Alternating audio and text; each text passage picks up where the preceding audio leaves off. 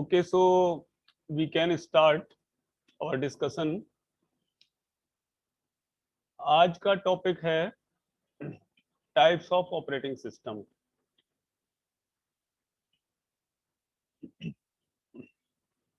तो types of operating system में हमें बेसिकली पढ़ना है कि ऑपरेटिंग सिस्टम के modes of operations. Mode of operation से मीनिंग ये है कि nowadays since last 10 years or better 20 to 25 years we are having the proper operating system to work with our computer, but before 25 to 30 years back proper operating system was not there.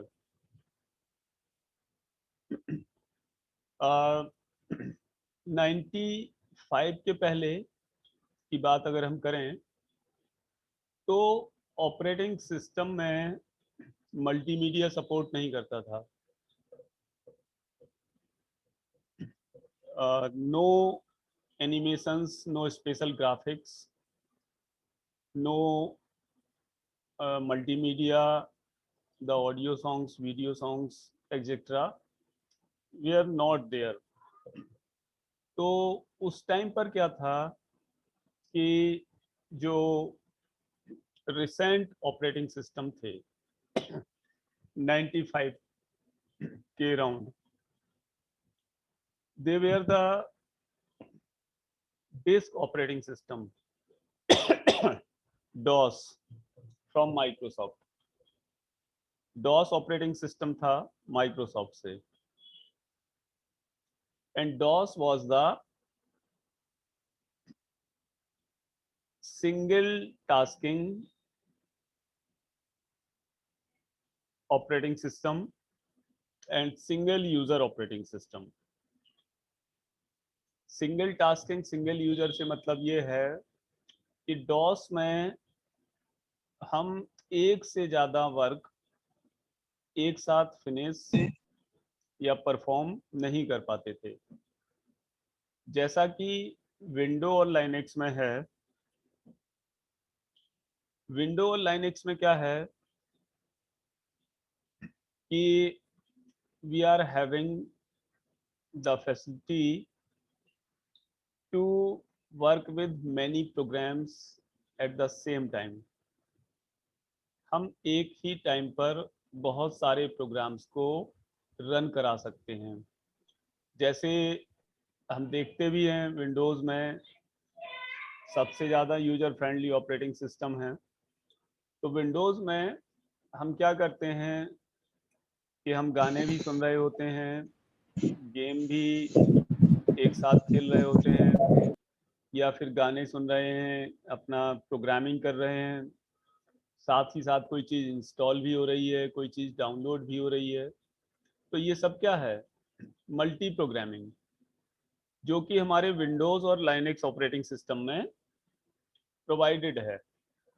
जबकि 95 के round पहले जब DOS operating system था, most popular operating system from the Microsoft was the DOS. तो इसमें क्या था कि सारी ही functionality, in fact functionality was limited. Limited in the sense it was command based operating system. Command से मीनिंग ये है कि हम इसमें ग्राफिक्स यूज नहीं कर सकते थे. जैसे विंडोज़ में हमें ग्राफिक्स दिखता है, हमें कॉपी करना है, हमने आइकन को क्लिक किया, जहां पेस्ट करना है पॉइंटिंग डिवाइस माउस से हम उसको किसी भी जगह ले जाके और वहां पर कॉपी कर देते हैं. मीनिंग ये है कि जो इसमें हमें ग्राफिक्स दिखता है तो it reduces our work of typing. Windows में हमें बहुत कम टाइप करना पड़ता है. किसी भी वर्क को करने के लिए बेसिकली हमें टाइप करने की ज़रूरत नहीं होती है. जबकि डॉस ऑपरेटिंग सिस्टम में हमें कोई भी टास्क परफॉर्म करना होता था तो हम उसको टाइप करके परफॉर्म करते थे। कमांड्स होती थी, अगर हमें कॉपी करना है तो हमें कॉपी कमांड यूज करना होता था कंसोल पर। कंसोल मतलब स्क्रीन दिखती थी हमें जिस पे केवल commands, commands in the sense जैसे हमारी सी लैंग्वेज की स्क्रीन होती है उसी तरह डॉस की स्क्रीन होती थी, और उस पर हमारा जो लोकेशंस आती थी, C drive, D drive, E drive, जो भी ड्राइव होती थी या उस टाइम, तो उस टाइम क्या है केवल ड्राइव नेम्स आते थे और उसके आगे हमें लिखना होता था कि कॉपी करना है कोई चीज तो कॉपी फ्रॉम किस लोकेशन से कॉपी करना है और कहाँ कॉपी करना है। इसी तरह जो भी टास्क थे वो सब लिमिटेड थे और हमारी जो फंक्शनलिटी थी ऑपरेटिंग सिस्टम की वो लिमिटेड थी। कोई मल्टीमीडिया सपोर्ट नहीं होता था, कोई मूवी, गेम्स, गेम्स मतलब कि नेट तो था ही नहीं उस टाइम, तो games they are limited only. कुछ सर्टेन गेम्स होते थे वो केवल प्ले हो पाते थे। तो आज हम डिस्कस करेंगे कि टाइप्स ऑफ ऑपरेटिंग सिस्टम।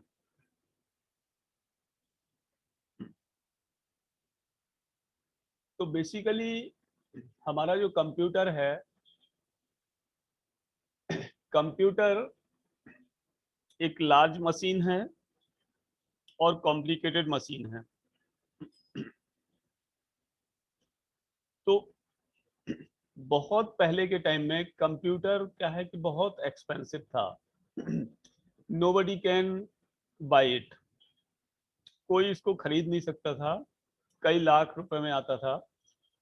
और जो कंप्यूटर्स होते थे वो लिमिटेड फैसिलिटी के होते थे साइंटिफिक पर्पसेस के लिए। आईआईटी या इंजीनियरिंग कॉलेज में ही यूज होते थे और वो कुछ एक होते थे नंबर्स में। तो first read out this slide for a while.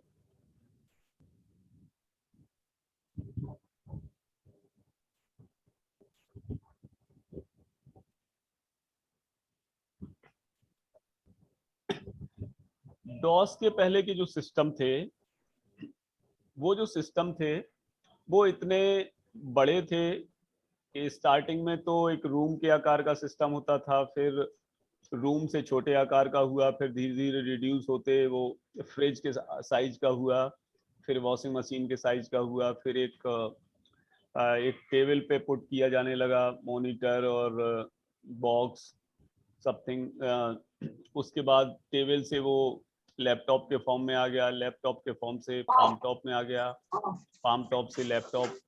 तो ये कंप्यूटर का अब आए जनरेशंस और ईरा है। वो अब आ रहा है। अबे आओ तो झोला झूला रख के चलो लियो। अरे हमने बात नहीं। अब है कॉल लगाएगा, सब नंबर है तो हमारे पास। मूट कर ले भैया, कौन से अब है।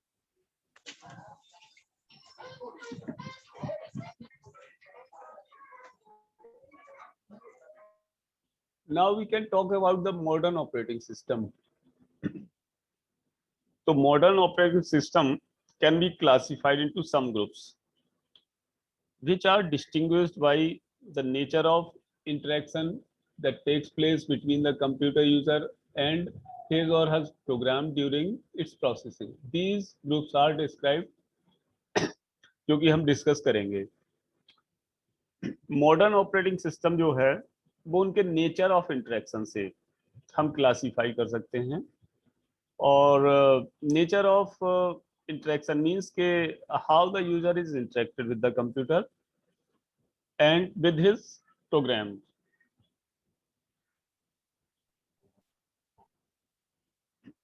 तो हमारा इस कैटेगरी में है बैच प्रोसेसिंग ऑपरेटिंग सिस्टम, और simply we can call it the batch operating system. तो बैच ऑपरेटिंग सिस्टम एक्चुअली क्या है कि जैसे मैंने बताया कि पहले के टाइम में कंप्यूटर बहुत कॉस्टली था, बहुत स्लो था, और जो ऑपरेटर होता था वही बेसिकली प्रोग्रामर भी होता था। तो साइंटिफिक ऑर्गेनाइजेशन में जैसे इसरो, डीआरडीओ वगैरह थे, या आईआईटीज कानपुर, कुछ एक 4-5 आईआईटीज थी, तो वहां पे जो सिस्टम यूज होते थे वहां पे स्टूडेंट्स या प्रोफेसर्स अपने प्रोग्राम्स को पंच कार्ड के फॉर्म में सबमिट करते थे प्रोग्रामर या ऑपरेटर को, और सिस्टम बहुत स्लो होता था। तो यूजर अपने अपने प्रोग्राम सबमिट कर देते थे। पंच कार्ड एक डिवाइस होती थी जिसमें जो लिखना है वो पंच के फॉर्म में उसको इंस्ट्रक्शंस लिख दिए जाते थे।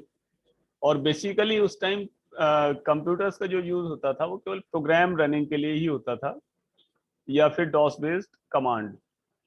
तो ये डॉस के पहले से ही बैच प्रोसेसिंग इम्प्लीमेंटेड थी। तो बैच प्रोसेसिंग में एक्चुअली यही था कि हर एक पर्सन अपने अपने प्रोग्राम्स को पंच कार्ड के फॉर्म में सबमिट कर देते थे, और जब इकट्ठे कुछ प्रोग्राम हो जाते थे तो ऑपरेटर उनको, जो फंक्शनिंग होती थी कंप्यूटर की प्रॉपर डिवाइसेस, उसमें इंसर्ट करके और तब प्रोग्राम्स को चलाते थे, जिससे वो बहुत स्लो स्लो हमारे प्रोग्राम चलते थे और हर एक यूजर को अपना अपना आउटपुट मिलता जाता था। तो read out this slide first.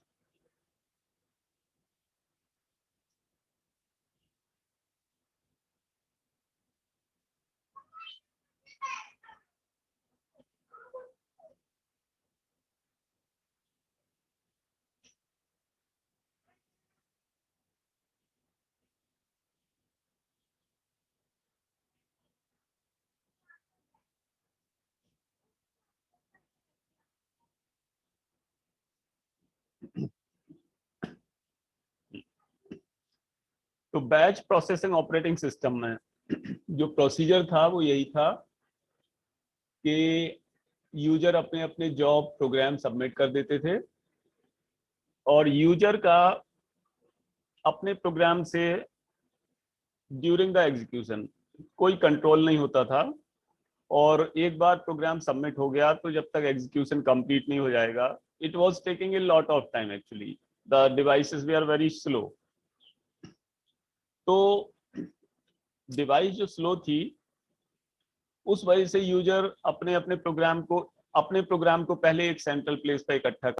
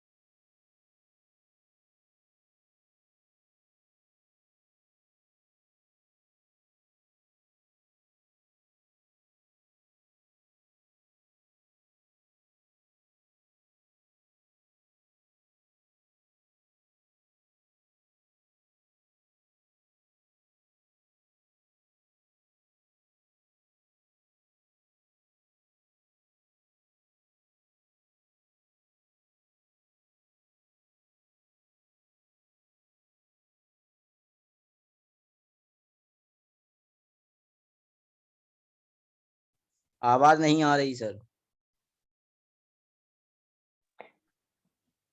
आवाज कहाँ चलेगी सर? ओके। तो नेटवर्क चला गया था एक्चुअली बीच में।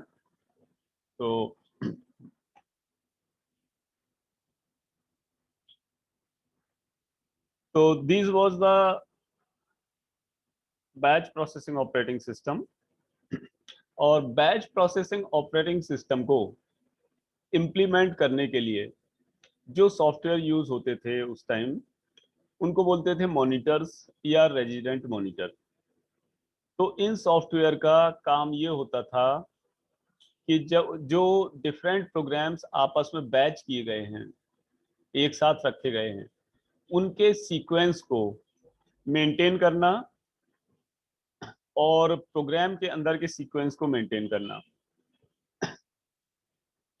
तो इनिशियली क्या है कि जब ये बैच प्रोसेसिंग ऑपरेटिंग सिस्टम के थ्रू प्रोग्राम चलाया जाता था, तो control was with the monitor. पहले सॉफ्टवेयर को चलाया जाता था जो रेजिडेंट मॉनिटर है, उसके बाद ये कंट्रोल हमारा ट्रांसफर होता था प्रोग्राम्स को। जॉब मतलब प्रोग्राम्स, जैसे कि जब हमें अपने सी लैंग्वेज के प्रोग्राम को अगर कंपाइल कराना है, तो पहले कंपाइलर को इन्वोक करना पड़ेगा, तभी तो वो हमारे प्रोग्राम को लेगा। इसी तरह जो एक तरह से कंपाइलिंग डिवाइस मान सकते हो कि उस टाइम जो सॉफ्टवेयर था वो मॉनिटर था। तो जब ये हमारा प्रोग्राम कंप्लीट हो जाता था, तो कंट्रोल वापस मॉनिटर के पास रिटर्न हो जाता था। कहने का मतलब ये है कि अगर हम एक से ज्यादा प्रोग्राम को कंपाइल करा रहे हैं, तो एक प्रोग्राम कंपाइल हो गया तो वापस कंट्रोल कंपाइलर के पास आ जाएगा, फिर हम कंपाइलर के थ्रू दूसरा प्रोग्राम कंपाइल करा सकते हैं। Similar was the job for the monitors. उसके बाद जब प्रोग्राम फिनिश होता था, तो मॉनिटर के पास वापस कंट्रोल आ जाता था। तो ये हमारा था batch processing operating system. Now we can have the time sharing operating system, जो कि हम बोलते हैं इंटरैक्टिव कंप्यूटिंग। तो जैसा कि नाम से क्लियर है, टाइम शेयरिंग मींस व्हाट, कि यूजर के अपने अपने प्रोग्राम हैं और प्रोसेसर के पास एक प्रोसेसिंग कैपेबिलिटी है। फॉर एग्जांपल कि सपोज करो कि सेंट्रल प्लेस पर सपोज करो कि पानी की टंकी रखी हुई है और हॉस्टल में 30 स्टूडेंट्स हैं। तो सभी स्टूडेंट को कहा जाए कि अपना अपना टाइम स्लॉट एक डिसाइड कर लो, जिससे कि सभी लोगों के नल एक साथ नहीं खुलेंगे। तो उससे क्या होगा,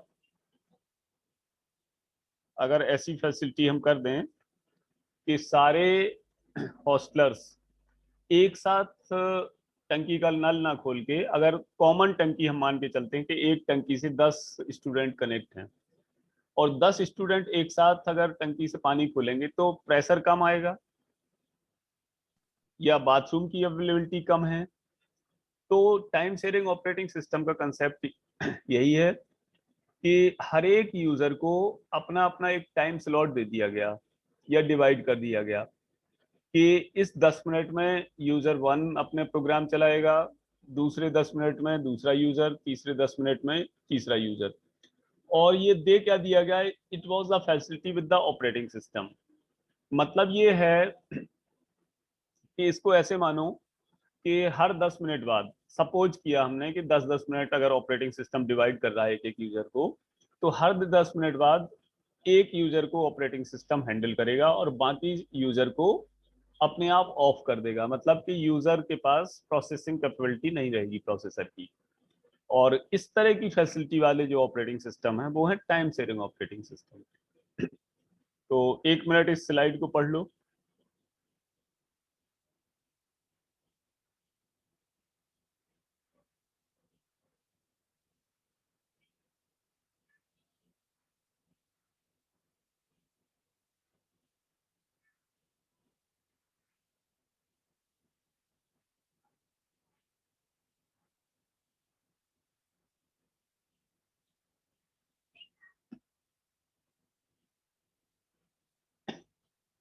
तो इस टाइम शेयरिंग ऑपरेटिंग सिस्टम में बेसिकली सेटअप क्या है कि सिंगल प्रोसेसर है, high speed processor, single operating system, and different users are connected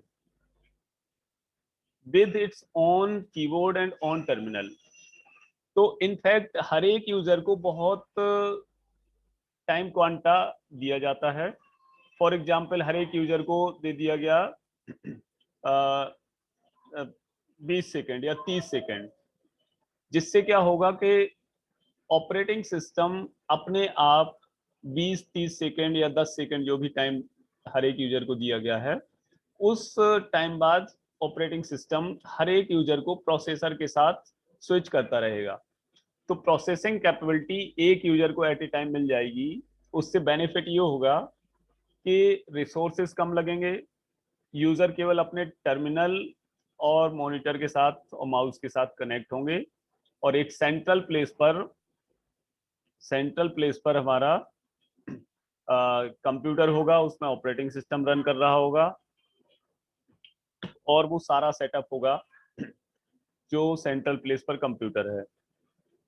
तो टाइम इज डिवाइडेड, मतलब टाइम इज शेयर्ड। एक साथ सारे यूजर वर्क नहीं करेंगे। उससे ये होगा कि अगर यूजर का हाई स्पीड प्रोग्राम है या it requires a lot of resources, तो सारे यूजर अगर एक साथ वर्क करेंगे तो क्या होगा कि एक यूजर का प्रोग्राम इफेक्टिवली नहीं चल पाएगा। तो ऑपरेटिंग सिस्टम क्या करेगा कि सीपीयू को अपने आप स्विच करता रहेगा यूजर के हिसाब से।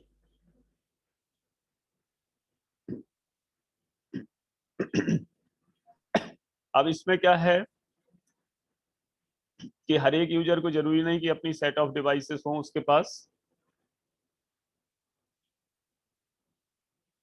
और बाकी हार्डवेयर रिसोर्सेज जो है कंप्यूटर के, जो है वो बिटवीन द डिफरेंट टास्क, मतलब डिफरेंट प्रोग्राम्स यानी डिफरेंट यूजर्स के साथ शेयर होते रहेंगे। सीपीयूज मल्टीप्लेक्स एवं सेवरल जॉब्स। मल्टीप्लेक्सिंग से मतलब वही है जो तुमने डिजिटल इलेक्ट्रॉनिक्स में पढ़ा है कि सारे यूजर एक साथ कनेक्टेड हैं but they are sharing the same CPU, और जब ये प्रोग्राम फिनिश हो गया तो वो मेमोरी में वापस स्वैप हो जाएगा। मेमोरी से मतलब कि डिस्क पर जितने यूजर कनेक्टेड होंगे सभी यूजर को मेन मेमोरी की रिक्वायरमेंट, सभी यूजर के प्रोग्राम मेन मेमोरी में होंगे। ये जैसा कि तुम जानते हो जब सारे प्रोग्राम एक साथ रन कर रहे हैं, और जो प्रोग्राम फिनिश हो गया तो वो वापस उसका कंट्रोल सेकेंडरी मेमोरी में रिटर्न हो जाएगा।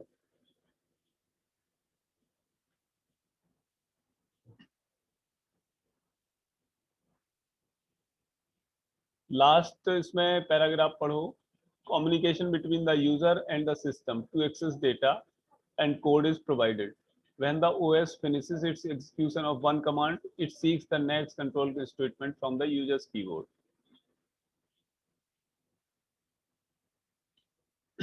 Feature of time sharing operating system. So as we know कि at a time one user is using the CPU, so response time will be fast.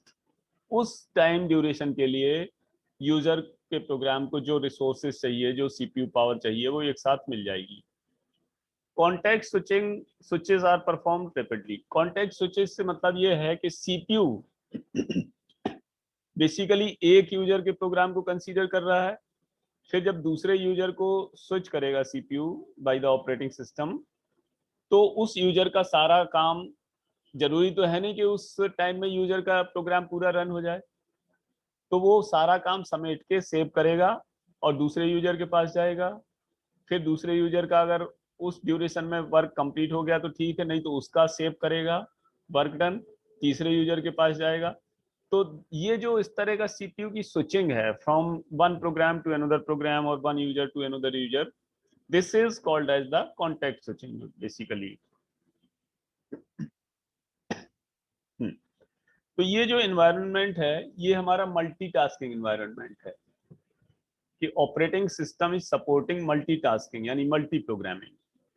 Multi programming से मतलब ये है कि many users having many programs, यानी हर एक user के अपने प्रोग्राम्स, अपनी कमांड्स, अपना टास्क, वो एक साथ ऑपरेटिंग सिस्टम पर रन हो रहा है।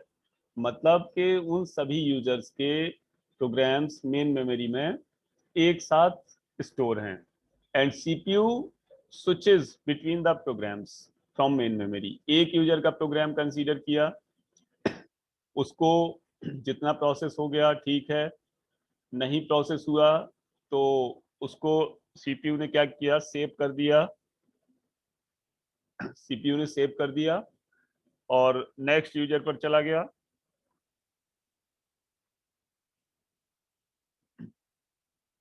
तो इस तरह से ये टाइम शेयरिंग ऑपरेटिंग सिस्टम हमारा वर्क करता है।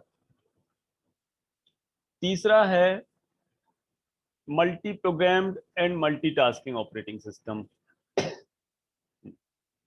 तो जैसा कि मैंने बताया, multi programming operating system meaning multi programmed या मल्टीटास्किंग। एक्चुअली टास्क से मतलब है सेट ऑफ प्रोग्राम्स। तो मल्टीटास्किंग जैसे हम परफॉर्म करते हैं विंडोज में कि एक साथ हम गाने सुन रहे हैं, अपनी प्रोग्रामिंग कर रहे हैं, इंस्टॉल कर रहे हैं, डाउनलोड कर रहे हैं, this is the kind of multitasking. And multi programming is the facility of operating system. Multi-programming is the facility of operating system for performing many programs simultaneously by the CPU. अगर हमारा जो multi programming से जो opposite है वो है uni programming. तो अगर हम यूनी प्रोग्रामिंग की बात करें तो यूनी प्रोग्रामिंग का पर्पज ये होता है कि केवल एक program at a time run हो पाएगा। जैसे कि एग्जांपल है डॉस, डिस्क ऑपरेटिंग सिस्टम। और उसमें क्या होगा कि किसी भी प्रोग्राम को जब परफॉर्म करता है सीपीयू, तो प्रोग्राम्स के लिए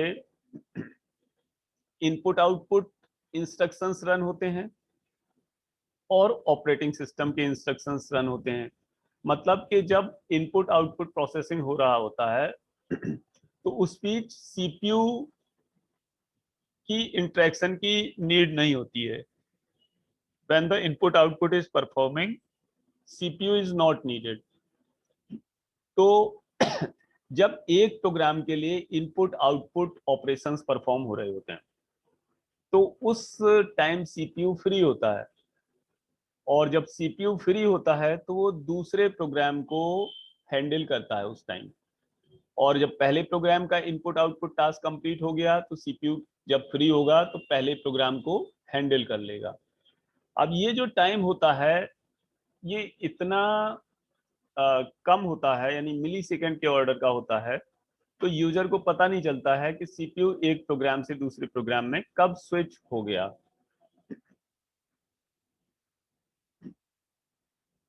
तो यूनी प्रोग्रामिंग यही है कि एक यूजर या एक program at a time run करेगा। जैसे डॉस में है, अगर हम कोई भी एक प्रोग्राम चला रहे हैं तो दूसरा प्रोग्राम उस टाइम रन नहीं हो सकता था। इसके बाद आया मल्टी प्रोग्रामिंग। तो सारे मॉडर्न कंप्यूटर्स हमारे मल्टी प्रोग्रामिंग को सपोर्ट करते हैं, मतलब many things, many task, many programs at the same time. तो जब एक यूजर का प्रोग्राम रन कर रहा है तो कंप्यूटर क्या है, दूसरे यूजर के लिए डिस्क से रीड कर रहा है या प्रिंट कर रहा है, और सारे प्रोग्राम्स मेमोरी में एक साथ होंगे। अगर कंप्लीट प्रोग्राम मेमोरी में एक साथ नहीं आ पा रहे हैं तो हर एक प्रोग्राम का या कुछ प्रोग्राम का कुछ पार्ट हार्ड डिस्क पे स्वैप हो जाता है। ये चीज हम आगे डिस्कस करेंगे, स्वैपिंग वर्चुअल मेमोरी में, जब मेमोरी मैनेजमेंट पढ़ेंगे कि how the memory will be manage. Actually जब मैं पढ़ा रहा हूँ तो बहुत सारी टर्म्स ऐसे आते हैं कि जो तुम लोगों को, you are not actually aware with all these terms. जैसे हमें अभी तो हम बेसिक्स और फंडामेंटल्स ऑफ ऑपरेटिंग सिस्टम पढ़ रहे हैं, टाइप्स और उनकी फंक्शनिंग। एक्चुअल जो प्रोसेसिंग है कि how the memory is managed by the operating system, how the CPU is managed, how input output devices, how disk, and how the files and information will be managed by the operating system. So later on we are going to discuss this.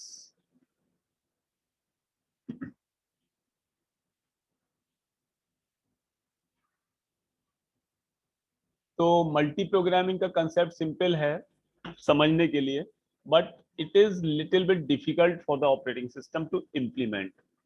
हम तो केवल ये पढ़ रहे हैं कि ठीक है, this is the concept, but when जब हम इसको ऑपरेटिंग सिस्टम से इम्प्लीमेंट कराते हैं तो operating system does the many more complex things for maintaining multi programming. तो मल्टी प्रोग्रामिंग में जैसे मैंने लिखा या there is only one processor but can be multiple programs running. तो मल्टी प्रोग्रामिंग में ऐसा जरूरी नहीं है कि एक ही प्रोसेसर से मल्टीपल प्रोग्राम्स रन हो। जब एक प्रोसेसर से मल्टीपल प्रोग्राम्स रन हो रहे हों तो इस सिस्टम को हम बोलते हैं यूनी प्रोसेसर मल्टी प्रोग्रामिंग। जब मल्टीपल प्रोसेसर से मल्टीपल प्रोग्राम्स हैंडल हो रहे हों तो वो हम उसको बोलते हैं मल्टी प्रोसेसर मल्टी प्रोग्रामिंग। तो अगर एक ही प्रोसेसर है या मल्टीपल प्रोसेसर है doesn't matter. Multi programming simply says कि running many programs by a single CPU.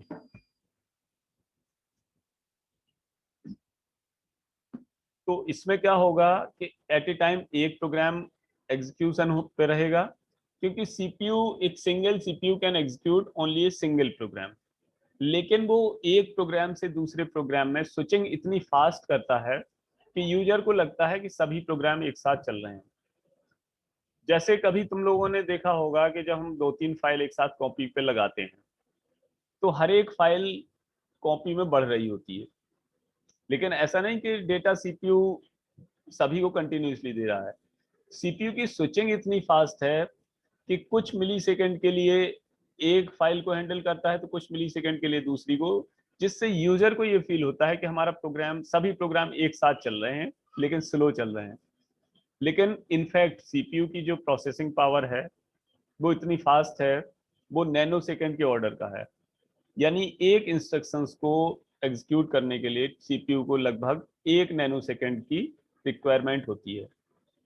अगर हमारा 1 गीगाहर्ट्ज का प्रोसेसर है, दिस मीन्स कि 1 गीगाहर्ट्ज का प्रोसेसर का मीनिंग क्या होता है, कौन बताएगा? Anyone from the student side?